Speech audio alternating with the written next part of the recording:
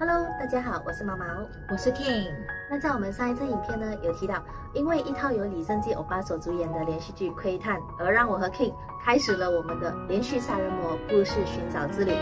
还没有看过上一支影片的朋友，可以点击影片里的链接，赶快去看一看哦。那我们今天即将分享哪一宗杀人案件呢？我们今天要说的案件呢，是有名的华城连环杀人案，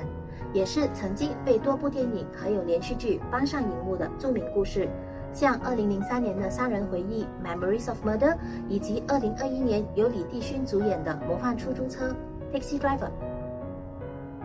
在1986年到1991年间，前后差不多6年的时间里面，有10名从13岁到71岁之间的女性，在首尔以南70公里的京畿道华城地区附近被残忍的先奸后杀。他们的尸体被发现的时候，嘴巴里还塞着自己的胸罩或者袜子，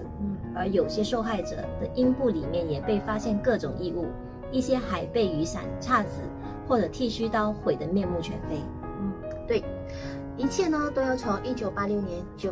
月15号开始说起。那一天早上，71岁的李某在女儿家过夜，醒来之后连早饭都没吃，就匆匆地赶了回家。可是第二天，他的尸体居然在田里被发现了。发现他的时候，尸体的下半身侧裸，手脚是以 X 字形被捆绑，趴在田地上。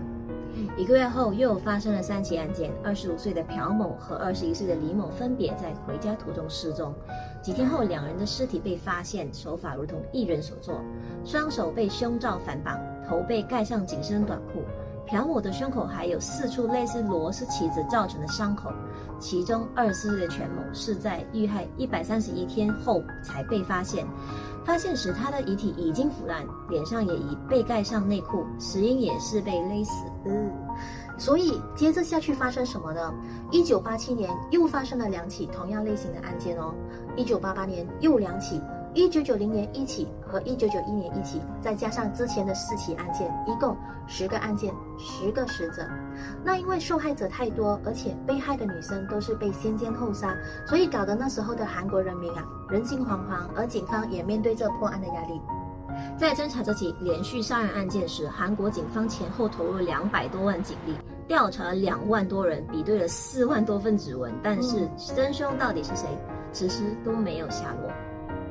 一直等到2019年9月18号的这一天，韩国警方呢召开了新闻发布会。经过 DNA 比对后，他们发现检验结果居然与在押囚犯李春在的 DNA 一致，也就是说，经过了33年之后，他们终于找到了这一起连续杀人案的罪魁祸首。相信大多数的人在找到真凶之后都会拍手称快，但在这一起案件里面实在很难令人开心起来，原因有2个。第一，这起案件中有个无辜的人被逼坐了20年的冤狱，这个无辜的人叫做尹成阳，今年53岁，他是一个小儿麻痹症的患者。当年警方宣称尹成阳是通过爬墙而进去被害女孩子的家，但是呢，当警方把尹成阳带去案发现场，想要案件重演的时候，患过小儿麻痹症、走路一扶一拐的尹成阳根本就没有办法爬上那一堵墙。那他到底为什么还会被判罪呢？原因就是在尹成阳当年在被审讯的时候，曾经遭受过殴打，而且还连续3天不让他睡觉。他最后是因为再也忍受不了这种精神还有肉体上的双重折磨，才选择认下了他根本就没有做过的事情。尹成阳在1989年的时候被判处终身监禁，罪名是在1988年时在首尔以南的华城杀害一名女孩。他被逮捕的时候才22岁，因为承受不了警方的严刑拷打，被迫写了假的自白书，承认杀害13岁女童以及其他受害者。尹成阳在狱中度过了20年，2009年获得假释，2019年还他清白，宣判无罪，获赔25亿韩元的刑事赔偿金。但比起他身体上的残疾，20多年的冤狱生活，30多年的杀人犯这个罪名，相信他在心理上会留下更大的创伤。是的。而第二个为什么找到了真凶，但我们还是高兴不起来的原因，就在于找到证据的时候，距离最后一起杀人案已经过了15年的追诉期。所以，就算整个韩国都已经知道了真凶是谁，但也已经不能够再起诉他。但是我个人我是相信这个世界是有因果报应的，什么杀人犯贪官这些人都是不施不报，时候未到而已。好啦，如果大家还想知道韩国警方到底是为什么隔了33年才找到凶手，还有凶手到底为什么要杀人等等，可以按影片里的链接到居美眉的频道那里继续看下去哦。